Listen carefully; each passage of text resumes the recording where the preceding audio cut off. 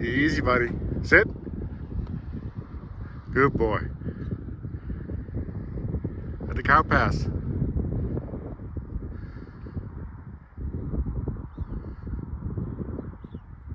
Good boy.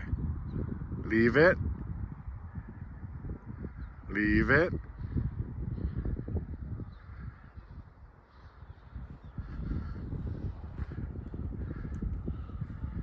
Good boy.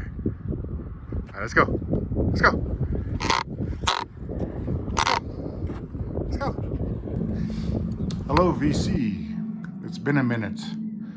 I'll quickly go over the reasons why. Not that most of this matters to you, but I guess I kind of want to explain. We got a new car end of last year. Got rear-ended this May.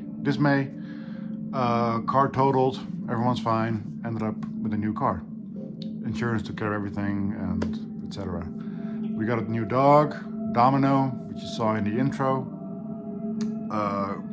Great addition to the family. He's been fantastic. We've had him for like 3.5 months now. Rescue, just fantastic to hang out with and to walk with and to play with. He's been great. However, he did pull me over, bruised some ribs of mine, was in agonizing pain for a good few weeks. That's all done now. Then also end of May, we got some news about my daughter. As far as medical news goes, that required a lot more testing. It's been going on all summer, and as of yesterday, now we kind of know what's been going on and what's going on and what could potentially happen in the future. Don't want to go too deep into it, but she's fine. For now, she's fine. She just requires monitoring on a at least annual basis, and go from there and see if it gets worse or not. But again, she's fine. Started high school this year, which has been quite a thing too. So let's dive into the record stuff. So Alex posted a video yesterday. I'm recording this on December 12th. He posted on 9/11 of 2025, recommending a bunch of channels that inspired him, most of which, if not all, also have been really inspirational for me.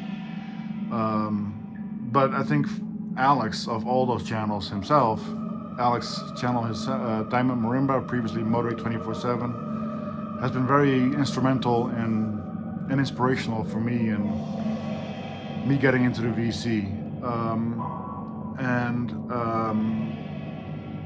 He was kind enough, which kind of happened right when those things with my daughter were getting at the worst, which he didn't know about. He sent me a VCLT package, which just landed on the perfect day, basically, just to get something positive and nice in the mail is always nice, obviously, but to get it with all the shit that's been going on in our lives this summer, it just hit extra well. And so he sent me 2 records. The first one you're listening to now, hopefully you can hear me okay. This is Tomu Yamashita, Iroha. This is the B-side. And both of these records that he sent me, the B-side is definitely my favorite. It's a little darker, as you can hear, a little more ambient. Don't think there's any inserts here, nope. So Tomu Yamashita, Japanese percussionist. Not a lot of words on here, but great record. Then he also sent me Tim Sauster,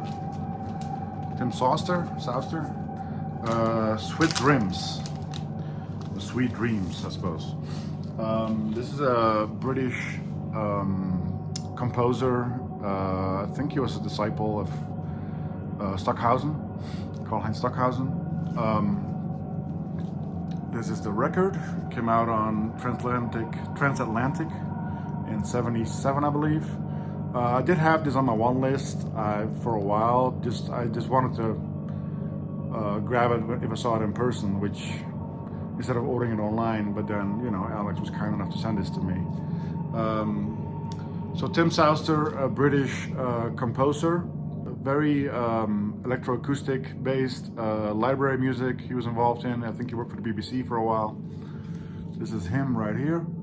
And again, also the B side of this record was definitely my favorite side. And glad to add this to the collection. So thank you, Alex. Tim Souster, Sweet Dreams, Sweet Dreams. Then I wanted to talk about a band that I've talked about briefly before in a few videos.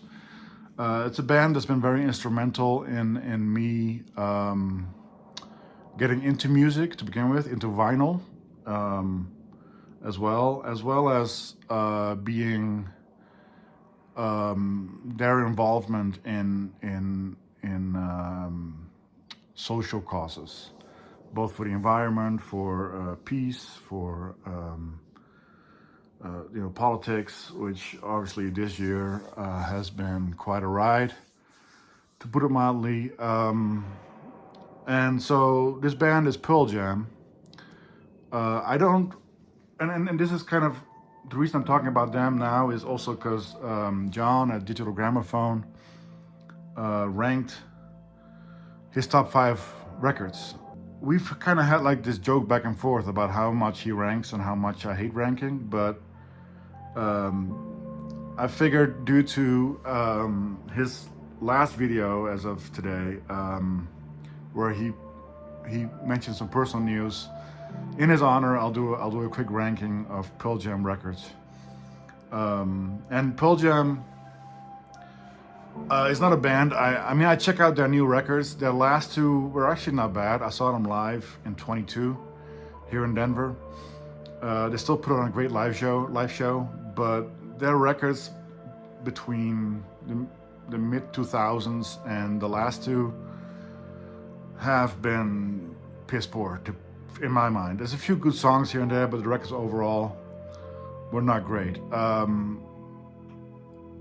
And I share John's view on 10, their debut record, which, you know, is very anthemic. The songs, I mean, it made them big. That's the album that broke them, obviously. But I don't believe it's anywhere near their best. And the hits are good rock songs, sure, overplayed, sure. But to me, the B-side is where the money is. There's Porch, there's Release, there's Oceans, Garden is a favorite of mine. But yeah, I don't listen to Pearl Jam much anymore. I do have most, if not all, their records. Actually, I have 5 records here, but I didn't rank them yet. So let me do that real quick. 5. Okay, here we go. So first one, which is number 5 for John, is Yield, their 1998 effort. I think it's their it's the last full album with Jack Irons on drums. They have a bit of a drummer saga, as most of you might know. Good record, experimental elements, rock, very rock-driven, punk-driven experimental music. I think lyrically this might be Eddie Vedder at his best. Well, together with my number 1 record. But Yield, favorite songs on here would probably be In Hiding, Do the Evolution is a banger, Faithful, Brain of J, good one. Okay, number 4. This is the record that came out before Yield, No Code, which is the first full record with Jack Irons. 96, front, back.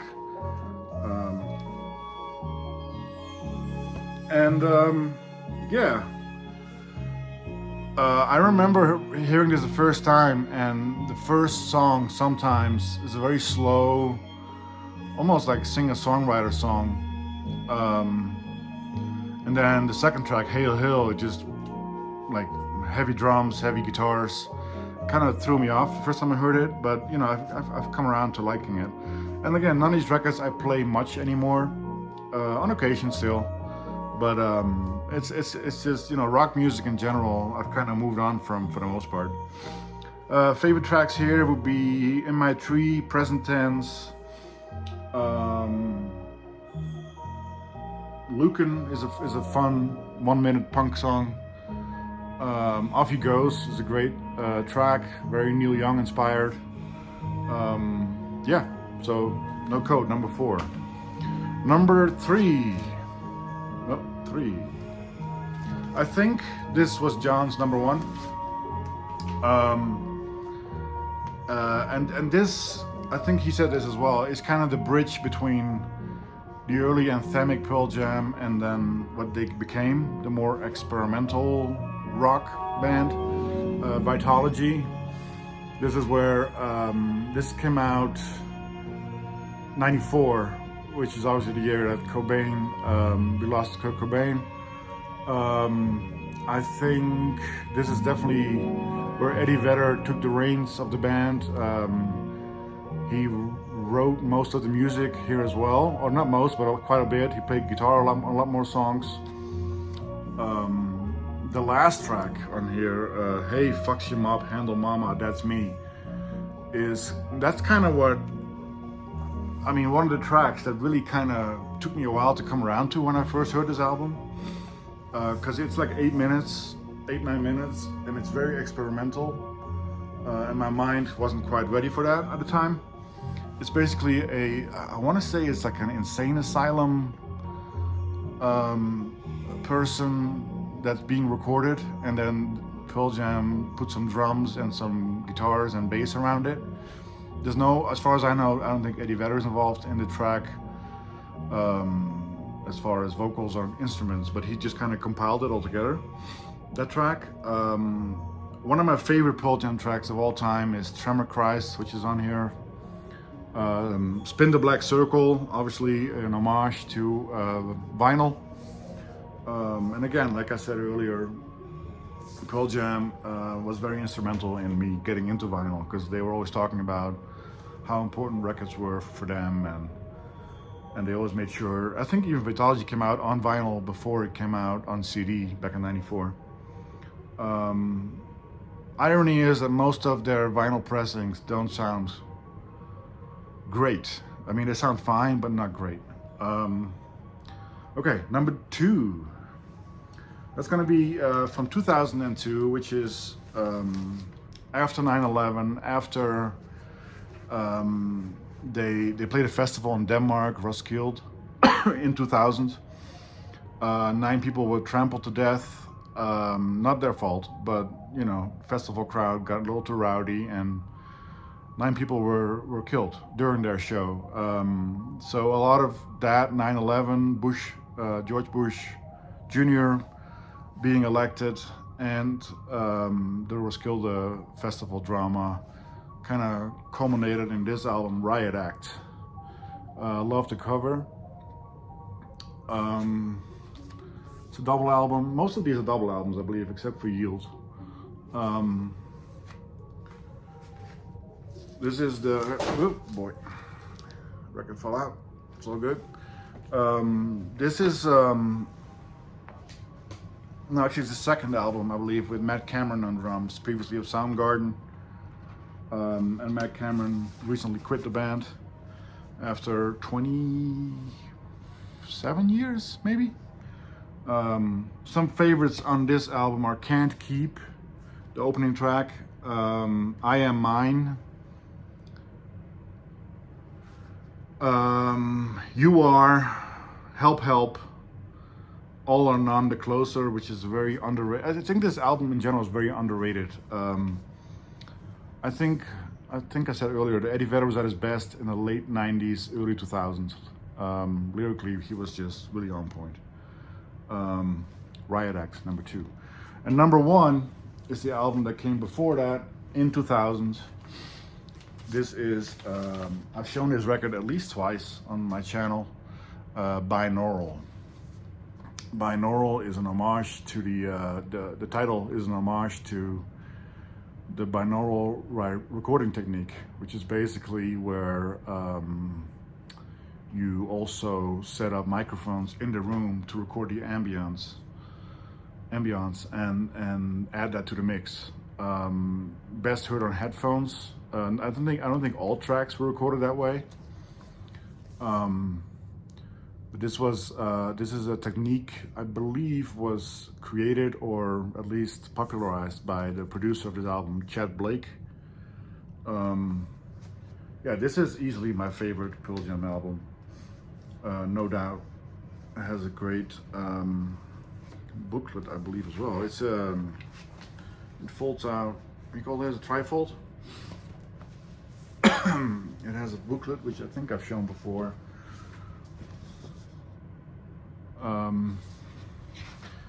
Yeah, lyrics, pictures. Some of my favorite tracks here are, oh, and here actually it shows, I think the Songs with the Stars have used the binaural recording technique, if I remember correctly. So, I mean, some favorite songs: Evacuation, Nothing As It Seems, Light Years, Off the Girl, Insignificant, Rival, Parting Ways.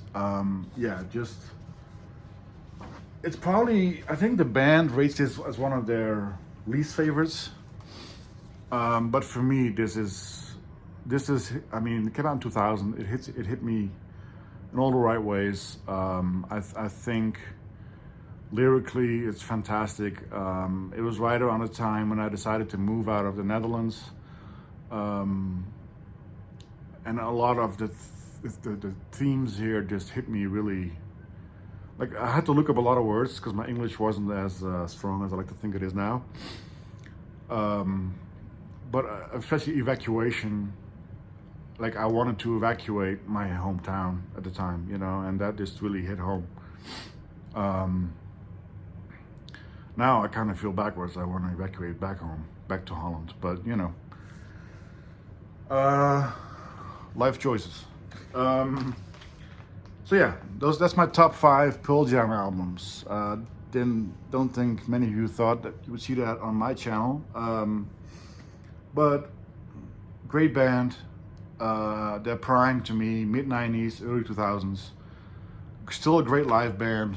For me, they don't have to record studio albums anymore. They're all right, the last few anyway, but their live shows just kick ass. And more than anything, at this point, I think I really respect their activism, political activism, human rights, environment. They donate a bunch of profits of every show and every record sold to local charities where they play the live shows. So yeah, it's just very inspiring. Then lastly, I wanted to quickly talk about a book that I purchased that is called Elk Bugles. As you can see here, it's a collector's guide to the lesser known shellac vinyl recordings of Colorado between 1900 and 2000. So this was put together by Lisa Wheeler. I'll put her Instagram handle in the description. She basically, for the last, how long has it been? I don't know for how long, but for probably decades, she tried to find every single private press of Colorado music, which is just very, very impressive. This also was released as a hardcover. It's ordered, I mean, it's pressed by order, made by order. So, because I reached out to her, like, can I buy it from you directly or in the bookstore instead of the website that she linked? but she said it's made per order. So basically you order it and they create it on the fly. Elk Bugles recognizes almost 3,000 lesser known bands and singers from the Rocky Mountain State in a detailed collector's guide complete with photos. So I'll go through this quickly. Let me lower my camera. There's photos of sleeves, photos of the records themselves. There's some information about you know, the labels, the band members, where they're from. It's just really cool. It's basic, but also very comprehensive at the same time.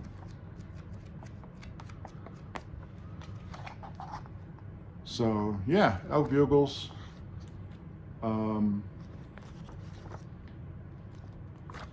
Cool book, especially if you're in Colorado or from Colorado. I've got to go through it and see what I've found or have seen.